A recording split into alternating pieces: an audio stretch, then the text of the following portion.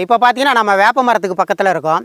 இந்த வேப்ப மரத்தை பற்றி நம்ம நிறைய பதிவுகள் போட்டிருக்கிறோம். அப்படி இருந்தாலும் பார்த்தீங்கன்னா இப்போ நான் ஒரு சிறப்பான குறிப்பு என்ன சொல்ல போகிறேன் அப்படின்னா, மனம் சார்ந்த பிரச்சனையில் பாதிக்கப்பட்டவங்களுக்கு முக்கியமாக பெண்களுக்கு பார்த்தீங்கன்னா இந்த பாதி நேரத்துக்கு வந்து பார்த்திங்கன்னா ஒரு பெரிய அலறல் சத்தம் எல்லாத்தையும் கிடுகிடுன்னு நடுங்க வைப்பாங்க. ஹிஸ்டீரியா அப்படின்னு சொல்லுவாங்க.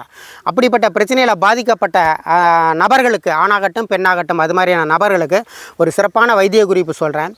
அது என்னென்னு பார்த்தீங்கன்னா, நல்ல பழமையான வேப்ப மரம். அந்த வேப்ப மரம் குறைந்தபட்சம் ஒரு 50 வருடத்தை தாண்டியது 100 வருட மரமாக இருந்ததுன்னா ரொம்ப சிறப்பு. அந்த மரத்தில் வடக்கு பக்கமாக போகக்கூடிய அந்த வேர் பட்டையை மட்டும் நம்ம செதுக்கிக்கணும்.